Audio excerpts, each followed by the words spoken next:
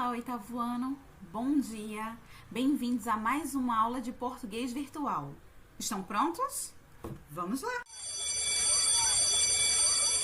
Como combinado, hoje vamos começar a falar sobre coesão textual. Quando a gente fala sobre texto, isso parece ser um problema para uma boa parte das pessoas, mas não precisa ser assim. Para que um texto ele seja bom, aquele texto de qualidade, a gente precisa prestar atenção em algumas coisinhas. Entre elas, a coesão e a coerência textual. Mas, para que você utilize desse artifício, você precisa saber o que é coesão textual. E a coesão textual nada mais é do que uma ligação harmônica que existe no texto. Essa ligação ela vai acontecer entre as linhas, entre os parágrafos do texto. E são através de alguns artifícios que são postos no texto que você vai conseguir essa harmonização. É importante que as informações do seu texto, elas estejam amarradinhas. Já a coerência,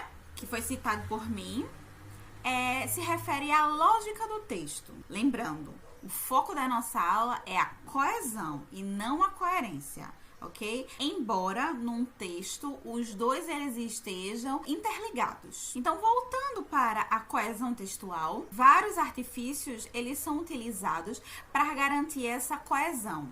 Por exemplo, o uso de conjunções, pronomes, advérbio, entre outros. Tudo isso vai garantir que as informações do seu texto elas não se repitam e que elas estejam amarradas. Para que eu tenha um texto harmônico, eu não posso ficar repetindo determinadas coisas no meu texto. Isso tornaria o texto cansativo, tornaria o texto mais pobrezinho, seria entediante. Imagina você ler um texto onde se repete o tempo todo uma determinada palavra. Imagina falar sobre a rotina de Mariana e você ficar o tempo todo dizendo Mariana, Mariana, Mariana, Mariana em todo o momento do seu texto. Mas ao mesmo tempo, você precisa, ao decorrer do seu texto, retomar que você está falando algo sobre a Mariana.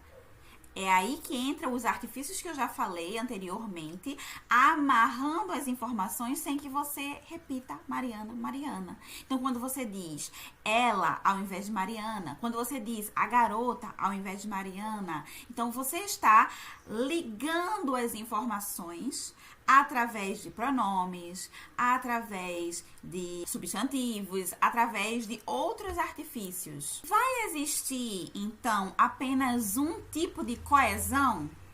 Não. A coesão, como eu já falei várias vezes, são artifícios que você utiliza no texto, né, para tornar ele harmônico, para tornar o texto contínuo, progressivo e articular as ideias.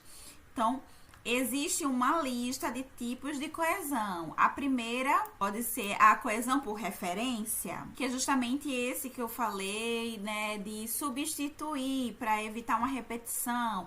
Então, os alunos do terceiro ano foram visitar o Museu da Língua Portuguesa. Eles foram acompanhados pelo professor da escola.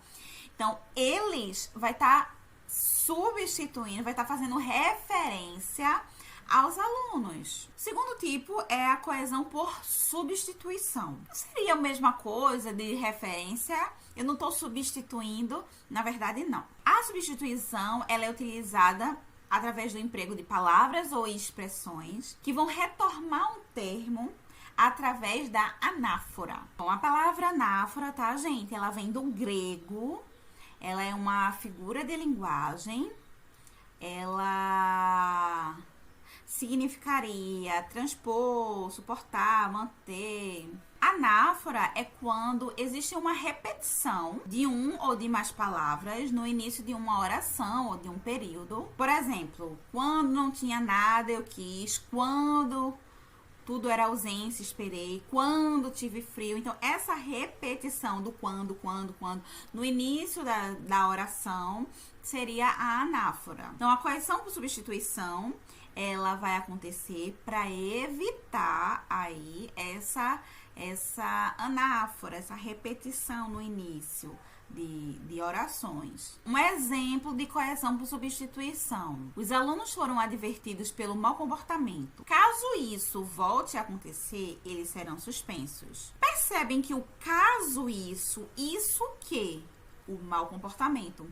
Então, para que eu não diga os alunos foram advertidos pelo mau comportamento, caso o mau comportamento volte a acontecer, para eu não repetir isso, eu substituo. Outro tipo de coesão é a coesão por elipse. Então, elipse vai ser uma omissão. Você não escreve, mas dá para perceber que existe lá aquela informação no texto. Por exemplo, Maria faz almoço e ao mesmo tempo conversa ao telefone com a amiga.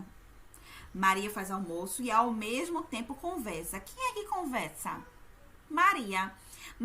O nome Maria não foi repetido 2 vezes. Eu não precisei dizer Maria faz almoço, Maria ao mesmo tempo conversa. Então, foi omitido o nome Maria na segunda oração, mas eu consigo perceber que quem faz aquilo é a Maria. Então, existe uma continuidade na ideia. Existe uma harmonia nas informações. Outro tipo de coesão é a coesão por conjunção. É quando eu relaciono termos através da conjunção. Eu uno informações. Como não consegui os ingressos a tempo, não fui ao teatro, contudo, assisti a transmissão online da peça. Eu não precisei dizer como não consegui assistir a transmissão online, eu assisti a transmissão online. Então, ele uniu aí mais de uma informação utilizando apenas a conjunção. A conjunção, ela deve ser bem empregada no seu texto. Ele é um elemento fundamental de conexão das informações. Para fechar aí, temos a coesão lexical. É quando eu utilizo sinônimos, pronomes, heterônimos ou hipônimos. Lembrando tudo isso, né? Os sinônimos, os heterônimos, hipônimos, tudo isso vai fazer com que eu evite dizer aquela mesma palavra. Então, para eu não dizer bonita, eu digo bela. Para eu não dizer o pó, o batom, o blush, eu vou dizer a maquiagem. Por aí vai. Chegamos no momento que agora a gente não pode ficar somente na teoria, nas explicações do que seja uma palavra ou como é que ele funciona. A gente tá falando de coesão textual. E não tem como estudar coesão textual sem ver um texto, sem ver a aplicação dele de fato. Então, abram os livros de vocês na página 87.